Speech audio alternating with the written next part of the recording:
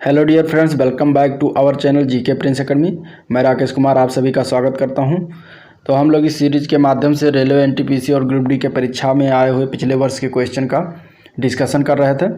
तो ये भी वीडियो भी उसी का नेक्स्ट पार्ट है, जिसमें 50+ क्वेश्चन हैं और इनसे संबंधित फैक्ट हैं तथा करंट न्यूज भी हैं और भी बहुत सारी चीज़ें हैं जो आइए देखते हैं इस वीडियो के माध्यम से। और जो लोग चैनल पर नए हैं वो लोग चैनल को सब्सक्राइब करें, वीडियो को लाइक करें और बेल आइकन को भी प्रेस कर दें ताकि जब भी अगला वीडियो अपलोड हो तो आपको तुरंत नोटिफिकेशन मिल जाए। चलिए स्टार्ट करते हैं आज का सेशन। तो पहला प्रश्न है, श्रीलंका को किस वर्ष डोमिनियन ऑफ सेलोन के रूप में स्वतंत्रता प्रदान की गई? डोमिनियन ऑफ सीलोन के रूप में स्वतंत्रता प्रदान की गई। तो ये जो श्रीलंका को प्रदान किया गया था ये हुआ था सन 1948 में। इसका ऑप्शन ए सही हो जाएगा। आप 1948 में डोमिनियन ऑफ सीलोन का दर्जा दिया गया था श्रीलंका को। चलिए अगला क्वेश्चन देखते हैं। निम्न मस्जिद में किसका निर्माण मुगल सम्राट शाहजहां द्वारा किया गया था? ऑप्शन ए है जामा मस्जिद दिल्ली, ऑप्शन बी बादशाही मस्जिद लाहौर, ऑप्शन सी काबुली बाग मस्जिद हरियाणा या ऑप्शन डी किला ए कुहना मस्जिद दिल्ली। तो इसका आंसर आपका सही हो जाएगा जामा मस्जिद। जामा मस्जिद दिल्ली जो है वो उसका निर्माण शाहजहां द्वारा किया गया था, तो ऑप्शन ए सही हो जाएगा इसका। और बादशाही मस्जिद का निर्माण औरंगजेब ने करवाया था। किला ए कुहना मस्जिद का निर्माण शेरशाह द्वारा करवाया गया था। जामा मस्जिद भारत की सबसे बड़ी मस्जिद है, ठीक है, तो ये याद रखना पॉइंट। काबुली बाग मस्जिद जो है उसका निर्माण बाबर ने करवाया था। तो ये कुछ इससे संबंधित फैक्ट थे। चलिए अगला प्रश्न, 2019 रग्बी विश्व कप की मेज़बानी कौन सा देश किया? तो 2019 रग्बी विश्व कप की मेज़बानी जो किया था वो जापान था, तो जापान ऑप्शन डी सही हो जाएगा इसका। और 2019 का वर्ल्ड कप क्रिकेट का मेज़बानी जो है वो इंग्लैंड ने किया था, ठीक है, तो इसको याद रखना है। चलिए अगला प्रश्न देखते हैं। निम्नलिखित में से कौन सा जल प्रदूषण का कारण नहीं है? इसमें से बताना कि कौन सा जो एक है जो जल प्रदूषण का कारण नहीं होता है। ऑप्शन ए है समुद्री डंपिंग, ऑप्शन बी तट पर मछली पकड़ना या ऑप्शन सी है घर का कचरा या ऑप्शन डी है तेल फैलना। तो इनमें आपका आंसर सही हो जाएगा ऑप्शन सी, तट पर मछली पकड़ना जो है वो समुद्र के जल प्रदूषण का कारण नहीं होता है, तो इसका ऑप्शन सी सही हो जाएगा। बाकी तेल फैलना, घर का कचरा और समुद्री डंपिंग से जल का प्रदूषण होता है, ठीक है। चलिए, पशुओं की प्रजातियां ज़्यादातर डैश डैश डैश के कारण लुप्त प्राय हो रही हैं। किसके कारण हो रही हैं? गायब हो रही हैं, लुप्त प्राय हो रही हैं, ये बताना है। ऑप्शन ए है आवास विखंडन, ऑप्शन बी अम्ल वर्षा, ऑप्शन सी अत्यधिक शिकार या ऑप्शन डी पानी की कमी। तो जो पशुओं की प्रजातियां जो गायब होती जा रही हैं दिन पर दिन, तो ये होता है आवास विखंडन के कारण। अधिकतर पशु पक्षी जो है, जीव जंतु जो है जंगल में निवास करते हैं और जंगलों का इसमें बहुत बुरी तरीके से दोहन हो रहा है, काटा जा रहा है, तो इसका ऑप्शन हो जाएगा ए पार्ट सही, ठीक है।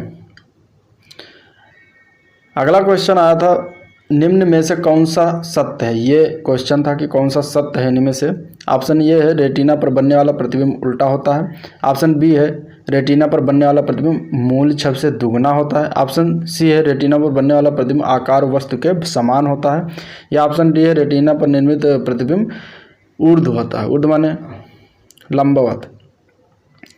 तो इनमें बताना था कि कौन सा सत्य है। तो सत्य जो है इसमें ऑप्शन जो राइट है वो राइट आंसर आपका ए पार्ट सही हो जाएगा। रेटिना पर बनने वाला प्रतिबिंब उल्टा होता है, यही सही है ऑप्शन ए, ठीक है।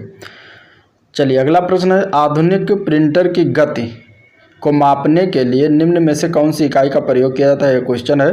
ऑप्शन ए है अक्षर प्रति मिनट यानी CPM, ऑप्शन बी है पंक्ति प्रति मिनट यानी कि LPM, और ऑप्शन सी है पृष्ठ प्रति मिनट यानी कि PPM, या ऑप्शन डी है शब्द प्रति मिनट WPM। तो इसका आंसर आपका हो जाएगा, जो प्रिंटर की गति मापा जाता है वो पृष्ठ प्रति मिनट से मापा जाता है, तो ऑप्शन सी से हो जाएगा PPM, ठीक है। अब देख लेते हैं इसके बारे में फैक्ट कुछ। प्रिंटिंग प्रेस की स्थापना गुटनबर्ग में हुआ था और भारत में सर्वप्रथम प्रिंटिंग प्रेस जो बना था वो 1556 ईस्वी में गोवा में किया गया था पुर्तगालियों के द्वारा, ठीक है। तो ये कुछ पॉइंट है। चलिए अगला प्रश्न देखते हैं। निम्नलिखित में से किस जर्मन वैज्ञानिक ने एक्स किरणों की खोज की? एक्स किरणों की खोज किसने की ये बताना, एक क्वेश्चन पूछा गया था। ऑप्शन ए है William Roentgen, option B Philipp Lenard, या ऑप्शन सी मैरी क्यूरी, या ऑप्शन डी है विलियम क्रूक्स। तो इसका आंसर सही हो जाएगा आपका विलियम रोन्टजन। रोन्टजन ने एक्स किरणों की खोज की थी, तो ऑप्शन ए सही हो जाएगा इसका। अगला प्रश्न है रेडियम किस खनिज से प्राप्त किया जाता है? रेडियम बताना है किस खनिज से प्राप्त होता है। तो ऑप्शन ए है रूटाइल, ऑप्शन बी हेमेटाइट, या ऑप्शन सी चूना पत्थर, या ऑप्शन डी पिच ब्लेंड। तो रेडियम जो प्राप्त होता है पिच ब्लेंड अयस्क से, तो ऑप्शन इसका डी सही हो जाएगा।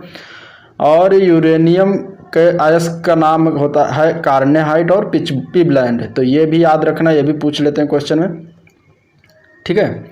चलिए अगला प्रश्न है यदि एक सर्किट का प्रतिरोध 2 गुना कर दिया जाता है तो वोल्टेज को समान रखने के लिए सर्किट में प्रवाहित विद्युत धारा डैश डैश क्या होगी, ये बताना है आगे।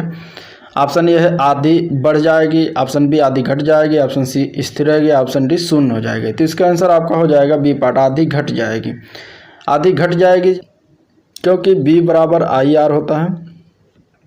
अब इसमें विद्युत धारा वोल्टेज समान है और आर जो है वो दोगुना किया गया है, 2R किया गया है। तो आई को अगर समान रखने के लिए तो इसमें आई को 1/2 करना पड़ेगा, तभी ये 2 से कैंसिल होगा, फिर बी बराबर आई आर फुलफिल करेगा। तो इस तरीके से धारा को आधा किया जाएगा, ठीक है। तो ऑप्शन बी सही हो जाएगा इसका। चलिए अगला प्रश्न देखते हैं निम्न में से कौन सा स्टेम सेल का एक प्रकार नहीं है, ये बताना है। ये है नाभिरज्जु, ऑप्शन बी भ्रूण, ऑप्शन सी भ्रूण मूलीय, या ऑप्शन डी मेद। मेद यानी कि फैट। तो इसका ऑप्शन सही हो जाएगा डी पार मेद। मेद जो होता है वो स्टेम सेल का प्रकार नहीं होता है, बाकी तीनों होते हैं। स्टेम सेल क्या होता है? स्टेम सेल किसी जीव से निकाला गया भाग जो नवीन सेल के निर्माण में सहयोग करता है, और स्टेम सेल का प्रयोग चिकित्सा में किया जाता है, ठीक है। तो ये मार्क करना है। अगला क्वेश्चन देखते हैं मानव शरीर में मौजूद निम्नलिखित कोशिकाओं में से किसमें माइटोकॉन्ड्रिया नहीं पाया जाता है? तो माइटोकॉन्ड्रिया जो है वो लाल रक्त कोशिका में नहीं पाया जाता, यानी कि आरबीसी में नहीं पाया जाता। तो ऑप्शन ए सही हो जाएगा। बाकी यकृत कोशिका, मांसपेशी कोशिका और श्वेत कोशिका तीनों में पाए जाते हैं माइटोकॉन्ड्रिया, ठीक है। तो इसका ऑप्शन ए सही हो जाएगा। और माइटोकॉन्ड्रिया को कोशिका का पावर हाउस भी कहते हैं, ये क्वेश्चन बहुत बार पूछा गया है एनटीपीसी में। और प्रोटीन की फैक्ट्री को राइबोसोम कहते हैं, राइबोसोम को प्रोटीन की फैक्ट्री कहा जाता है, ये भी क्वेश्चन आया हुआ है बहुत बार। और कोशिका का सोसाइडल बैग आप सेल का कहते हैं लाइसोसोम को, ठीक है। तो ये कुछ पॉइंट थे जो आपको याद रखना है। चलिए अगला प्रश्न देखते हैं, नोबेल पुरस्कार से संबंधित है।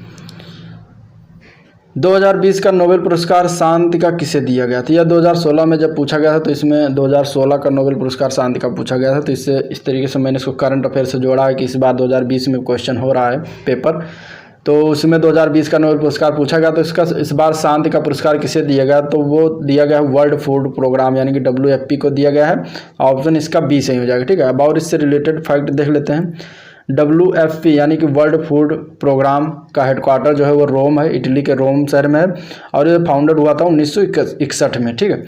और देख लेते हैं 2019 का शांति का नोबेल पुरस्कार किसे दिया गया? तो अबी अहमद अली को दिया गया। ये इथियोपिया के PM थे, ठीक है। अबी अहमद अली को दिया गया था 2019 का शांति का पुरस्कार। और 2019 का अर्थशास्त्र में नोबेल जो दिया गया है, नोबेल पुरस्कार दिया गया है, वो अभिजीत बनर्जी, एस्थर डुप्लो और माइकल क्रेमर, इन तीनों को साथ में दिया गया है अर्थशास्त्र में। और अभिजीत बनर्जी जो है ये भारतीय मूल के हैं, और अभिजीत बनर्जी की ये पत्नी है एस्थर डुप्लो, ठीक है। तो इनको दिया गया था 2019 का अर्थशास्त्र में नोबेल का पुरस्कार। और 2020 का साहित्य का नोबेल पुरस्कार किसे दिया गया है? तो 2020 में साहित्य का नोबेल पुरस्कार इस बार लुई ग्लक को दिया गया है। लुई ग्लक जो कि अमेरिकी कवि हैं। तो ये इम्पॉर्टेंट हो जाता है ये क्वेश्चन, ये पॉइंट जो है ये 2020 वाला, 2020 का साहित्य का नोबेल पुरस्कार, क्योंकि ये अभी रिसेंट का है, लुई ग्लक। तो ये आपको याद रखना है। अगला क्वेश्चन देखते हैं, प्रोजेक्ट टाइगर कब शुरुआत किया गया, ये बताना। प्रोजेक्ट टाइगर जो शुरुआत किया गया था 1973 में, तो ऑप्शन इसका बी सही हो जाएगा। प्रोजेक्ट टाइगर 1973 में, ये बहुत बार क्वेश्चन पूछा गया है। चलिए अगला देखते हैं, वैज्ञानिक का नाम होमो सेपियंस का अर्थ क्या है? तो इसका अर्थ होता है बुद्धिमान आदमी। होमो सेपियंस का नाम होता है जो, उसका अर्थ होता है बुद्धिमान आदमी। तो ऑप्शन सी सही हो जाएगा, ठीक है। भारतीय भारतीय के प्रधानमंत्री के पद हेतु नामित किए जाने के लिए एक व्यक्ति की न्यूनतम आयु कितनी होनी चाहिए, ये क्वेश्चन आया हुआ है। तो भारत के प्रधानमंत्री के पद हेतु जो व्यक्ति की न्यूनतम आयु होनी चाहिए वो 25 वर्ष होनी चाहिए। यदि वो लोकसभा का सदस्य और 25 वर्ष है तो वो भारत के प्रधानमंत्री बनने के लायक है। ठीक है, ऑप्शन बी सही हो जाएगा। प्रधानमंत्री के बारे में कुछ फैक्ट देख लेते हैं। अनुच्छेद 74 में स्पष्ट रूप से मंत्रिपरिषद की अध्यक्षता तथा संचालन हेतु प्रधानमंत्री की उपस्थिति को आवश्यक माना गया है। और प्रधानमंत्री की शपथ जो राष्ट्रपति द्वारा दिलाया जाता है। कार्यकाल प्रधानमंत्री का 5 साल होता है, तो इसका ये पॉइंट है, कुछ याद रखना। इसमें वर्तमान में प्रधानमंत्री श्री नरेंद्र मोदी जी हैं, जिनका लगातार दूसरा कार्यकाल है और ये 2024 तक रहेंगे। चलिए अगला क्वेश्चन देखते हैं। मूल तत्वों की आवर्त सारणी बनाने वाले पहले वैज्ञानिक कौन थे? मूल तत्वों की आवर्त सारणी बनाने वाले पहले वैज्ञानिक का नाम बताना है। तो वो थे मेंडलीव, मेंडलीव नाम था उनका, ऑप्शन सी सही हो जाएगा। और आधुनिक आवर्त सारणी जो तैयार किया था वो हेनरी मोसले उनका नाम है। ठीक है, तो ये पॉइंट आपको याद रखना है, पॉइंट पूछ लेंगे। चलिए अगला प्रश्न है, निम्न में से किस देश को 2011 में स्वतंत्रता प्राप्त हुई है? तो इसमें आपका आंसर सही हो जाएगा दक्षिण सूडान। दक्षिण सूडान को 2011 में स्वतंत्रता मिली है। अब इन देशों के राजधानी और इनके यहाँ की मुद्रा को देख लेते हैं। तो ब्रुनेई देश का जो राजधानी वो बंदर शेरी बेगावाना है और यहाँ की जो मुद्रा हो ब्रुनेई डॉलर चलती है। ठीक है, तो ये आपको याद रखना है, मुद्रा और कैपिटल पूछे जाते हैं। और देशों को देख लेते हैं। इरिट्रिया देश की राजधानी असमारा है, असमारा। और इस यहाँ पे जो करेंसी चलती है उसका नाम है नखा, ये आपको याद रखना है। दक्षिणी सूडान की राजधानी जूबा है, मुद्रा यहाँ पे पाउंड चलती है। स्लोवाकिया की राजधानी ब्रातिस्लावा है और यहाँ की मुद्रा जो है वो यूरो है। ठीक है, तो ये कुछ पॉइंट थे जो आपको याद रखना है। चलिए अगला देखते हैं। जलियांवाला बाग हत्याकांड का आदेश किसने दिया था? तो इसका आदेश जो दिया था वो कर्नल रेजिनाल्ड डायर नाम था उनका। तो ऑप्शन ए सही हो जाएगा, कर्नल रेजिनाल्ड डायर। और इससे संबंधित फैक्ट देख लेते हैं। 13 अप्रैल 1919 ईस्वी को हत्याकांड अमृतसर में हुआ था। जलियांवाला बाग हत्याकांड जो हुआ था वो 13 अप्रैल 1919 ईस्वी को घटित हुआ था और ये अमृतसर में पड़ता है जलियांवाला बाग। इस हत्याकांड के हत्यारे को उधम सिंह ने 1940 ईस्वी में लंदन में जाकर गोली टाउन हॉल में मारा था। तो ये भी आपको याद रखना है, ये क्वेश्चन पूछ लेते हैं। अगला प्रश्न, जीवों और पर्यावरण के बीच की अन्योन्य क्रिया के वैज्ञानिक विश्लेषण और अध्ययन को क्या कहा जाता है? ये क्वेश्चन है।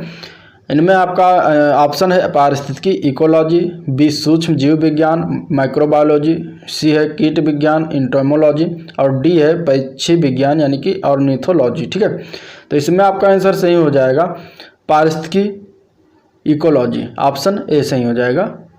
जीवों और पर्यावरण के बीच की अन्योन्य क्रिया के वैज्ञानिक विश्लेषण और अध्ययन को पारिस्थितिकी या इकोलॉजी कहते हैं। अब इससे संबंधित फैक्ट हैं जो देख लेते हैं। ये क्वेश्चन बहुत बार पूछा जाता है कि ऑर्निथोलॉजी में किसका अध्ययन किया जाता है? तो ऑर्निथोलॉजी में पक्षियों का अध्ययन करते हैं। ठीक है, और ये भी पूछ लेते हैं एंटोमोलॉजी में किसका अध्ययन किया जाता है? तो इसमें कीटों का अध्ययन किया जाता है, कीट पतंगों का अध्ययन किया, कीड़ों मकोड़ों का अध्ययन किया जाता है।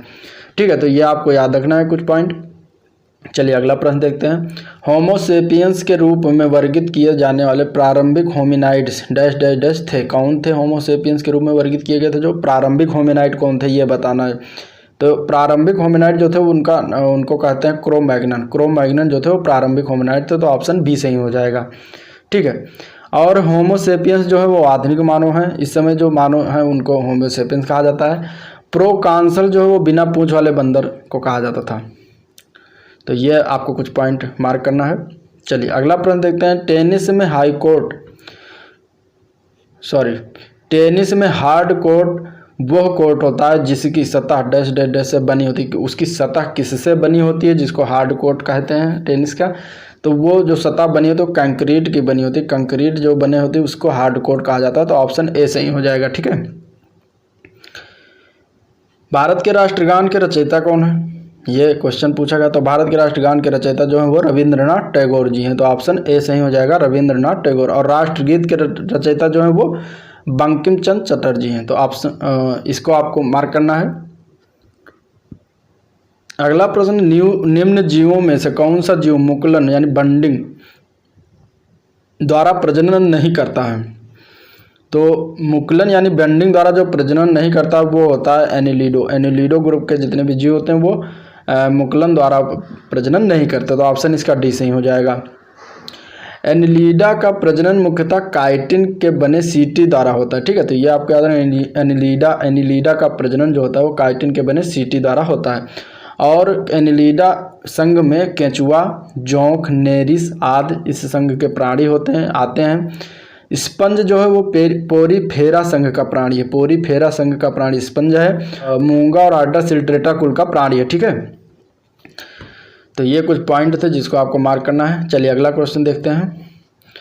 प्लेग उन्मूलन की याद में मोहम्मद कुली कुतुब शाह द्वारा निर्मित स्मारक निम्न में से कौन सा मीनार है? इनमें से बताना कौन सा मीनार है जो मोहम्मद कुली कुतुब शाह द्वारा बनाया गया था जब इन्होंने प्लेग का उन्मूलन किया था, ठीक है। तो उसकी याद में बनाया था, तो वो था चार मीनार को बनाया था इन्होंने। और चार मीनार जो कि हैदराबाद में स्थित है, उसको प्लेग उन्मूलन की याद में बनाया गया था, ठीक। चलिए, एक लाइट बल्ब का फिलामेंट किससे बना होता है? तो ये जो बना होता है फिलामेंट वो टंगस्टन का बना होता है। ये बहुत बार क्वेश्चन पूछेगा, इंपॉर्टेंट हो जाता है, इसको मार्क करना टंगस्टन, ठीक है। चलिए, मुगल साम्राज्य की स्थापना किसके द्वारा की गई थी? ये क्वेश्चन है। तो मुगल साम्राज्य की स्थापना जो किया गया था वो बाबर द्वारा किया गया था। बाबर, ऑप्शन ए सही हो जाएगा इसका, बाबर। और कब किया था? तो 21 अप्रैल 1526 को पानीपत के प्रथम युद्ध में इब्राहिम लोदी को पराजित कर मुगल साम्राज्य की स्थापना बाबर ने की थी। तो ये कुछ पॉइंट है। किसको हरा, ये भी क्वेश्चन पूछ लें, किसको हरा कर किया? तो इब्राहिम लोदी को। और पानीपत का प्रथम युद्ध कब हुआ था ये भी पूछ लेते थे। तो पानीपत का प्रथम युद्ध जो हुआ है वो 21 अप्रैल 1526 ईस्वी को हुआ है, ठीक है। चलिए अगला प्रश्न देखते हैं। किंग जॉर्ज पंचम तथा क्वीन मैरी की यात्रा की याद में सन 1911 में भारत का कौन सा लोकप्रिय पर्यटन स्थल बनाया गया था? Option A India Gate, option B है Gateway of India, option C है प्रिंस ऑफ वेल्स म्यूजियम, या ऑप्शन डी है विक्टोरिया टर्मिनस। तो इसमें जो बनाया गया था वो था Gateway of India. Gateway of India को जो बनाया गया था वो इनकी याद में, इनकी यात्रा की याद में 1911 में बनाया गया था। और गेटवे ऑफ इंडिया जो है मुंबई में है, स्थित है। तो ये आपको कुछ पॉइंट याद रखना है। अगला क्वेश्चन है, निम्न में से कौन सा यौगिक गुर्दे की पथरी के निर्माण करने वाला सर्वाधिक सामान्य यौगिक है?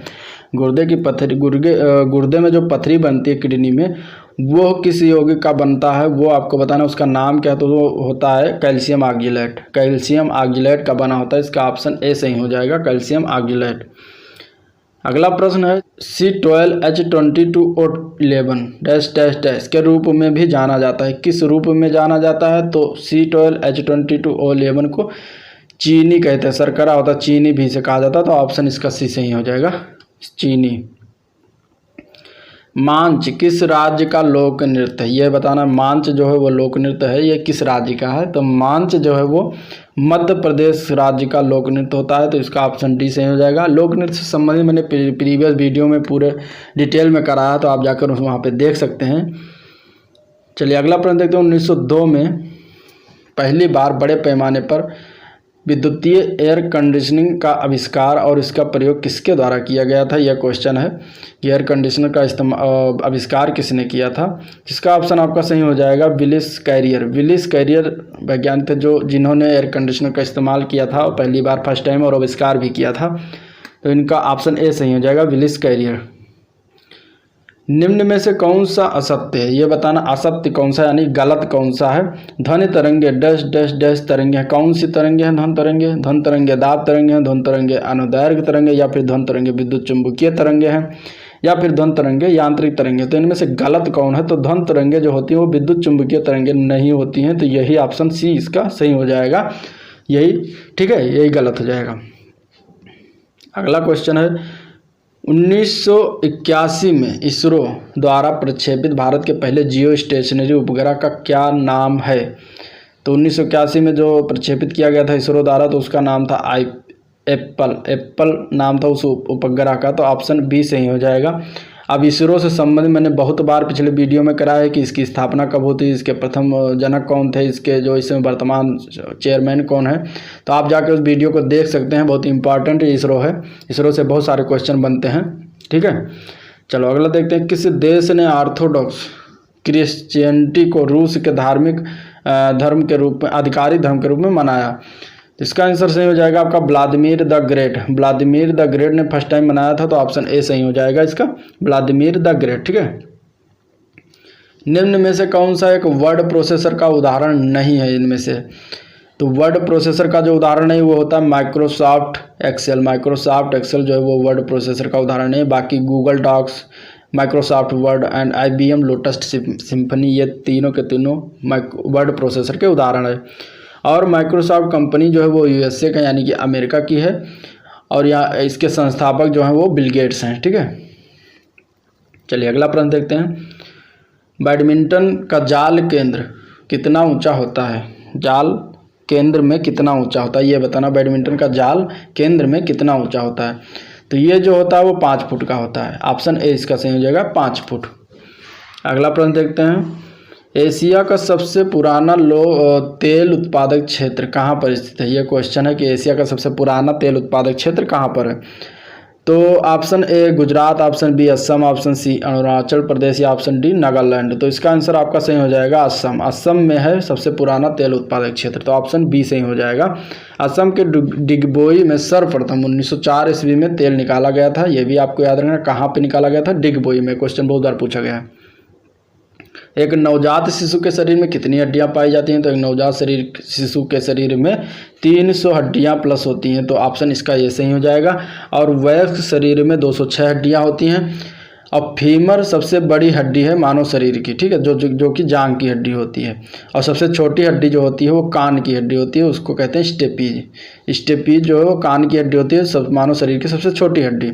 और फीमर जांघ की हड्डी में होती है, और ये सबसे बड़ी हड्डी मानव शरीर की होती है।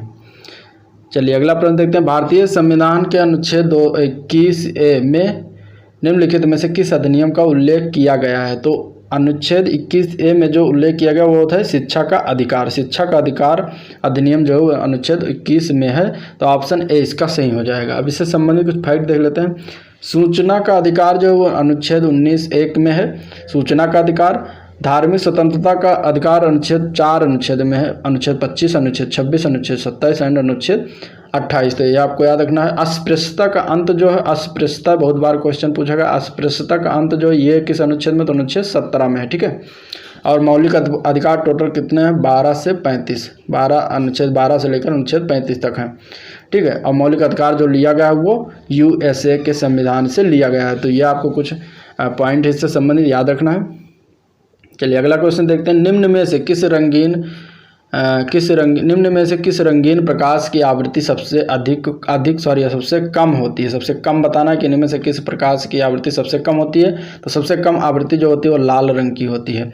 और जो सबसे लाल रंग की सबसे कम होती है, तो सबसे अधिक जो हो जाएगी वो बैगनी प्रकाश की सबसे अधिक आवृत्ति होती है। ठीक है। चलिए अगला प्रश्न देखते हैं। सफ़ेद रेगिस्तान भारत के निम्नलिखित राज्यों में से किसमें स्थित है? सफ़ेद रेगिस्तान भारत के निम्नलिखित राज्यों में से किसमें स्थित है? तो सफ़ेद रेगिस्तान जो होता है वो गुजरात में पाया जाता है, गुजरात राज्य में है, तो ऑप्शन इसका ए पार्ट सही हो जाएगा, गुजरात। यूनिक्स ऑपरेटिंग सिस्टम किसकी ट्रेडमार्क है? ट्रेडमार्क बताना कि किसका ट्रेडमार्क है। तो ये जो होता है ये बेल लेबोरेटरीज का है, बेल लेबोरेटरीज का है। ऑप्शन बी इसका सही हो जाएगा। ट्रेडमार्क किसी कंपनी या ब्रांड का प्रतीक चिन्ह होता है ट्रेडमार्क। हॉलमार्क जो है वो आभूषण का ट्रेडमार्क होता है। इको मार्क जो है पर्यावरण का ट्रेडमार्क है। ISO ट्रेडमार्क जो है गुणवत्ता की प्रतीक चिन्ह है। तो ये कुछ ट्रेडमार्क है इंपॉर्टेंट जो कि पूछे जाते हैं बार बार, तो आपको याद रखना है। क्वेश्चन जो है, एक मानव जीव में औसतन कितनी स्वादी कलिकाएं मौजूद होती हैं? तो ऑप्शन ए है 2000 से 8000, ऑप्शन बी है 50,000 से 1 लाख, या ऑप्शन सी है 1 मिलियन से 10 मिलियन, या ऑप्शन डी है 10 मिलियन से अधिक। तो इसमें आपका आंसर सही हो जाएगा ये पार्ट 2000 से 8000 कलिकाएं होती हैं, स्वादी कलिकाएं। ठीक है। तो ऑप्शन ए पार्ट सही है। ठीक है। चलिए अगला क्वेश्चन देखते हैं। जियोट्रॉपिज्म क्या है? तो जियोट्रॉपिज्म जो है वो होता है गुरुत्वाकर्षण की प्रतिक्रिया के रूप में पौधों की वृद्धि। इसका आंसर आपका ए पार्ट सही हो जाएगा यही। ठीक है। भारत में समुद्र तल से सर्वाधिक ऊंचाई पर क्रिकेट का मैदान किस राज्य में स्थित है? यह क्वेश्चन आया हुआ है। तो ये जो स्थित है ये आपका हिमाचल प्रदेश में धर्मशाला क्रिकेट स्टेडियम नाम से स्थित है, धर्मशाला में है। तो इसका आंसर आपका ए पार्ट सही हो जाएगा। और इससे संबंधित कुछ महत्वपूर्ण स्टेडियम है जो देख लेते हैं। वानखेड़े स्टेडियम जो आपका पड़ता है वो मुंबई में स्थित है। ग्रीन पार्क स्टेडियम कानपुर में है। ईडन गार्डन कोलकाता में है। फिरोज शाह कोटला स्टेडियम दिल्ली में है।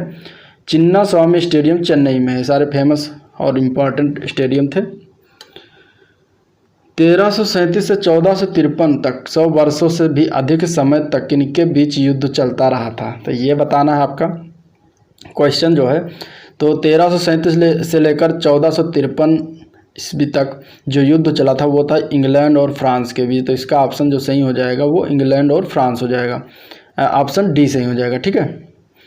भारतीय मूल के शिव अय्यादुरई जो हैं वो किस के आविष्कार से जुड़े हुए हैं, किस आविष्कार के से जुड़े हुए हैं? Option A email, option B internet, option C keyboard या ऑप्शन डी माउस। तो ये जो जुड़े हुए हैं ये ईमेल के आविष्कार से जुड़े हुए हैं शिव अय्यादुरई। तो इसका ऑप्शन ए पार्ट सही हो जाएगा। निम्न में से कौन सी एक ग्रीन हाउस गैस नहीं है, ये क्वेश्चन है। Option A nitrous oxide, option B methane, option C sulphur hexachloride या ऑप्शन डी कॉपर डाइऑक्साइड। तो इसका आंसर आपका सही हो जाएगा कॉपर डाइऑक्साइड। कॉपर डाइऑक्साइड जो हो ग्रीन हाउस गैस नहीं होती, बाकी ये तीनों ग्रीन हाउस गैस हैं। ठीक है। अगला क्वेश्चन है विद्युत डायनेमो की खोज किसने की थी, यह क्वेश्चन है। तो विद्युत डायनेमो की खोज जो किया था उसका नाम था माइकल फैराडे। माइकल फैराडे ने विद्युत डायनेमो की खोज की थी। तो ऑप्शन सी सही हो जाएगा इसका। अब और इससे फैक्ट देख लेते हैं। बिजली की छड़ बाईफोकल ग्लास की खोज और फ्रैंकलिन स्टोव की खोज जो किया था उनका नाम था बेंजामिन फ्रैंकलिन। बेंजामिन फ्रैंकलिन ने ये सारी खोज की थी, बिजली की छड़, बाईफोकल ग्लास और फ्रैंकलिन स्टोव। ठीक है। तो ये आपको कुछ याद रखना है। पहली बैटरी की खोज जो की थी उनका नाम था अलेसेंड्रो ओल्टा। ठीक है। तो ये आपको याद रखना है। और बल्ब का आविष्कार जो किया था उनका नाम था थॉमस एल्वा एडिसन। तो ये क्वेश्चन जो है आविष्कार से संबंधित आ जाते हैं, तो इसको आपको मार्क करना है। तो ये रहा आज का मेरा ओवरऑल सेशन। अगर वीडियो पसंद आया हो तो लाइक करें तथा शेयर भी करें और चैनल को सब्सक्राइब भी करें, बेल आइकन को भी प्रेस करें ताकि नया वीडियो जैसे ही अपलोड हो आपको मिल सके तुरंत नोटिफिकेशन। तो आज का सेशन यहीं पर एंड करते हैं, जिसमें 50+ क्वेश्चन थे इसमें और इससे संबंधित फैक्ट तथा करंट न्यूज को भी थे जो देखा गया। बाकी मिलते हैं नेक्स्ट दिन नेक्स्ट टॉपिक लेकर, तब तक के लिए नमस्कार।